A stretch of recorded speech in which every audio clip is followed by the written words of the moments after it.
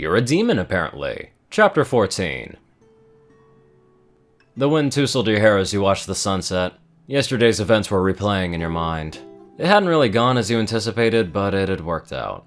After that, the princess had gone about collecting the resources to send you back. Twilight had gone over the list with you, but all that magic talk went right over your head.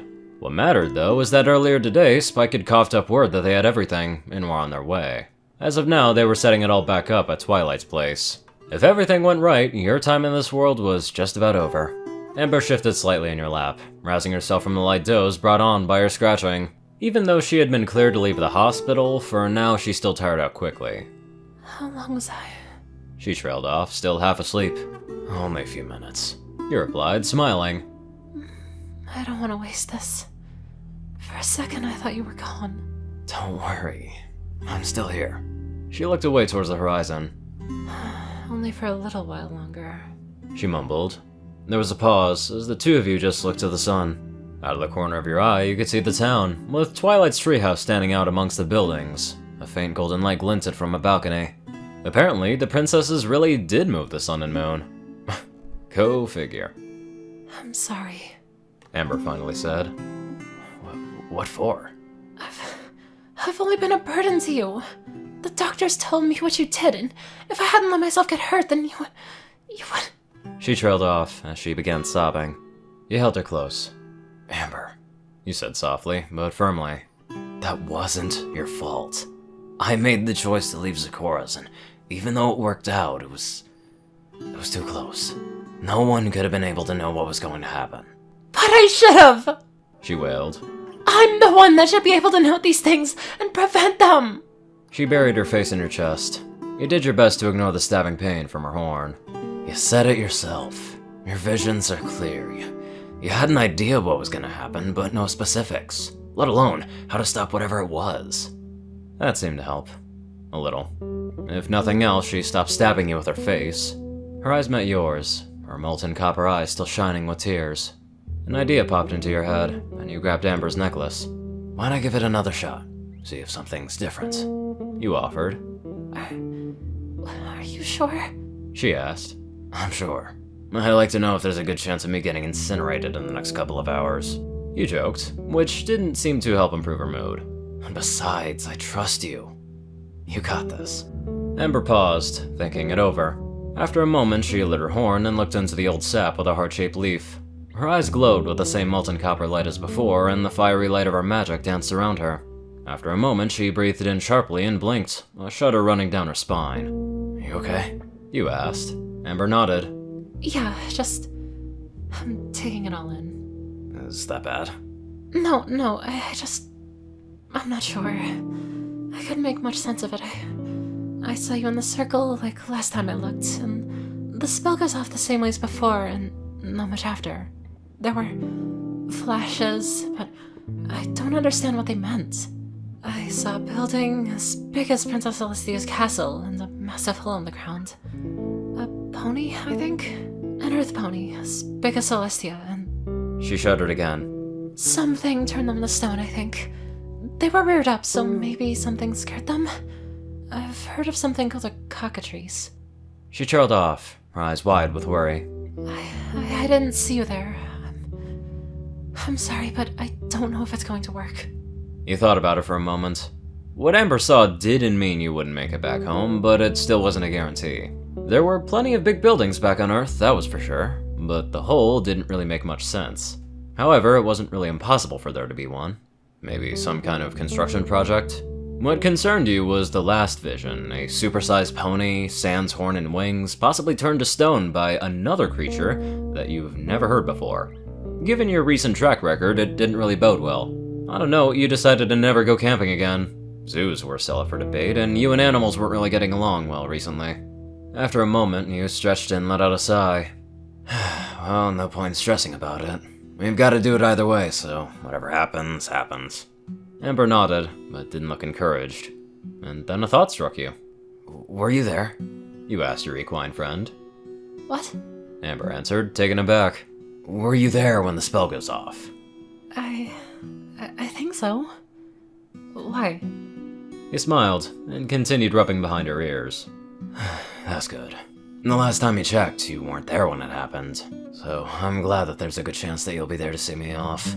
She blushed and smiled back at you, albeit a bit sadly. Yes, I guess that's the best that we can hope for at this point.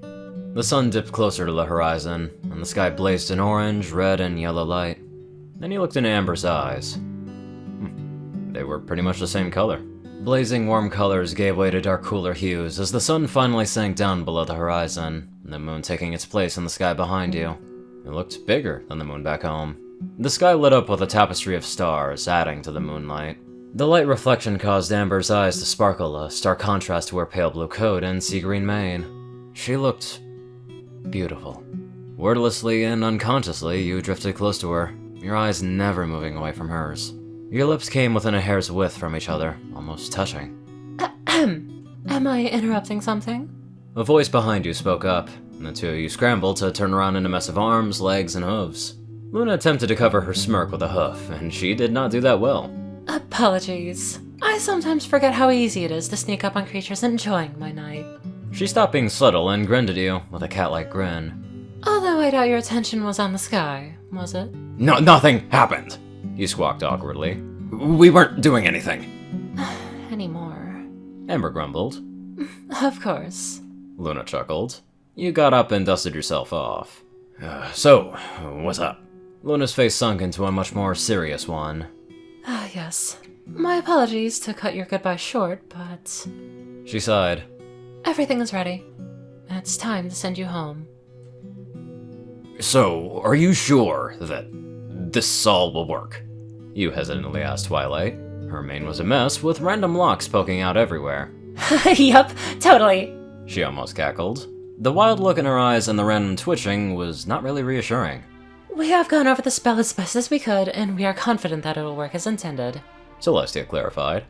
Uh-huh. How confident? Twilight flipped through one of the many papers strewn about the library. Best estimate about 73.29%. She took a deep breath, smoothing her mane a bit. Give or take your percentile depending on how the mana fields and interstellar winds interact, of course. Everything will work out for the best, I'm sure. Luna reassured you. The circle on the floor had the familiar white glow, the same as the one that you had found yourself in when you first arrived. It hadn't really been that long, but it felt like it had been months, if not a year, since then. This new circle wasn't as big as Father's, but it looked much more complex. You looked out at the small group around you. Twilight, Spike, Luna, Celestia, Discord, Pinky, Fluttershy, Rarity, Applejack, and...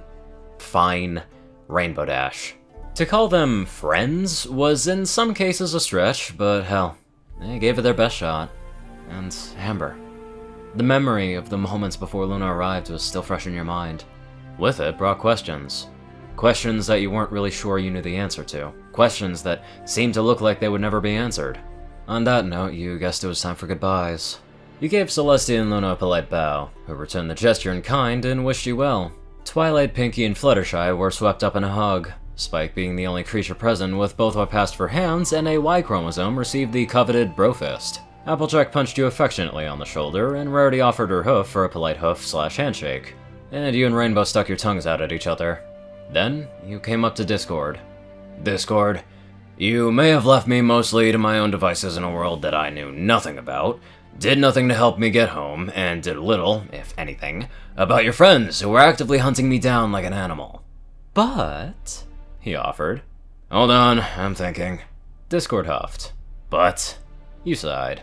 He didn't immediately kill me, may have subtly helped me survive here and there, and made a few decent pop culture references. So, I at least have a neutral opinion for you, I guess. That's all I ever wanted, Discord whispered, wiping a tear from his eye. You shook your head, and moved on to Amber. What could you possibly say to the only one that has consistently been on your side? To the one that kept you focused on making it through this whole mess, to likely be the best friend that you've ever had in this world, or the one that you were about to return to. As he swept her up in the tightest, most loving hug that you have ever given, words came to you. Thank you.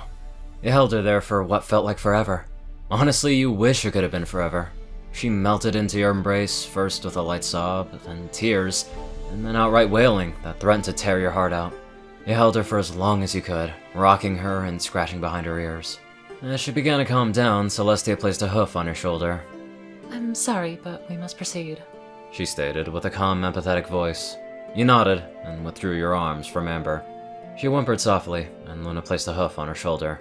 As you took your place in the center of the circle, you looked around the room one last time. Well, let's get this over with.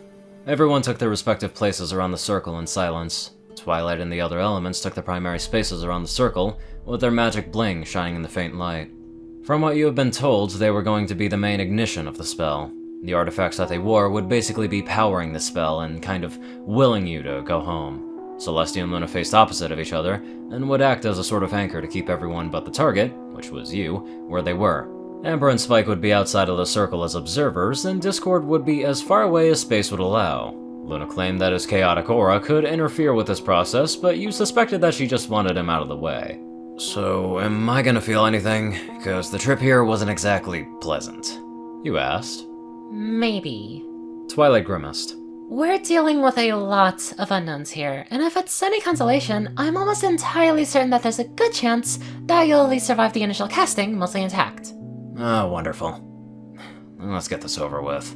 One by one, the 6 elements began to glow and rise in the air. You had a moment of deja vu when you first encountered them, right before they tried to nuke you out of existence. Ah, good times. For a brief moment, you wondered if they were just going to try to do that again, but you decided to trust them. Even if you ended up as a pile of ash, it was probably better than whatever the universe was cooking up to get rid of you anyway. Amber's gaze met your own, and she looked absolutely distraught. Spike did her best to comfort her, but it seemed to do little to help her. As the circle began to glow brighter, a buzzing filled the air.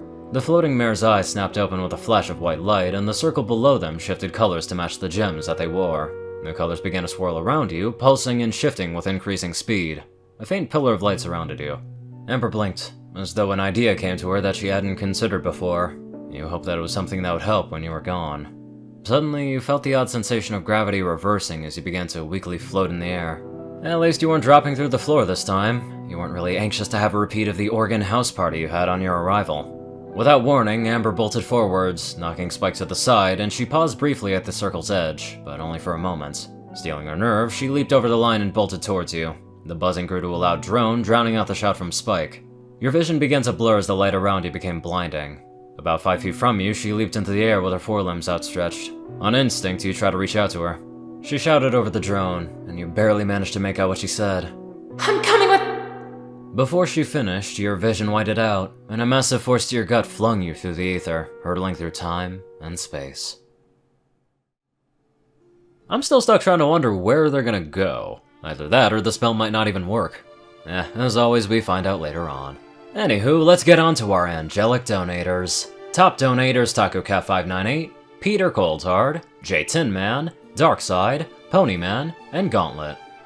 Zar630, Strix, Raiden, Narwhals, Black Moonheart, Drake Lovedragon, Dospo, Madman Stan, Delta Omega, Jack Cadge, RuneScythe9852, Hunter Norman, Dash of Evergreen, Rhyny Dragonwolf, Tal Rasha, The Toilet Snake, Sword Brethren Mordred, Ronin Wandering, Random Person Man Guy, Easy, Sky Uchiha, Leslie Perkett, Jordan Peterson, Crimson Kitsune 9, Lightskin, Monster Kitty, Tim Bob, Starlight Glimmer, Lightning Blitz, Squiddy Boy, David E. Sanchez, Soul Dragon, Gaggy, Trey, Shadow Drake, Joe Piercy, Hunter Mara, Alex F., Rainbow Dash, Teal'c Anderson, TV Killer, John Becker, Leon Reynolds, Raven Speedster, Zach Rakau, Mystery CU, Edgar Garcia, One Kingdom 1, Nissa Rusan, Vazuri, Dyslexic Character Sheets, Just a Random Boy, Hodrick Blancart, A Crazy Person, Ponymancer65, Neapolitan, 6 of 9, Shyfire, Stamp, and Down Basari.